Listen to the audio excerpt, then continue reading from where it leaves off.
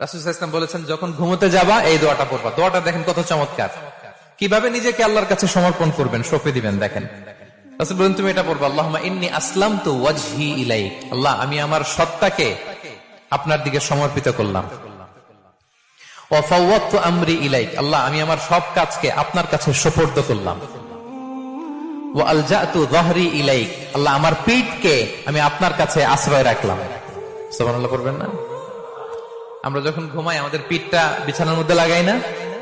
আল্লাহ আমার সত্তাকে আপনার কাছে আমি সমর্পিত করলাম, আল্লাহ আমার সব কাজকে আপনার কাছে আমি সঁপে দিলাম, আল্লাহ আমার পিঠটাকে আপনার কাছে আমি আমানত রাখলাম।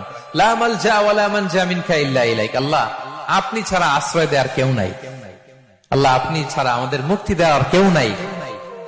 আল্লাহ আপনি যে রাসূল পাঠিয়েছেন সে রাসূলের প্রতি আমি ঈমান আনলাম। আল্লাহ যে কিতাব আপনি আসমান থেকে পাঠিয়েছেন ওই কিতাবের উপর আমি ঈমান আনলাম। সুবহানাল্লাহ পড়েন।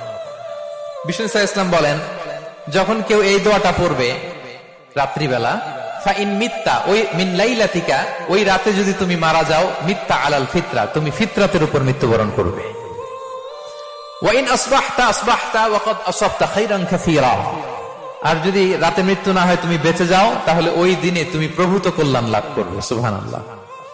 তাহলে বলেন এই দোয়াটা পড়ার দরকার আছে না নাই? এই দোয়াটা যদি কেউ পড়ে সে মারা গেলে ওই রাতে ফিতরাতের উপর মারা যাবে। ফিতরাতের প্রথম অর্থ কি বলছিলাম?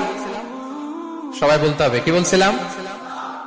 তাহলে এই দোয়া পরে রাতে মারা গেলে সে মুসলিম হয়ে মারা যাবে, ঠিক কিনা?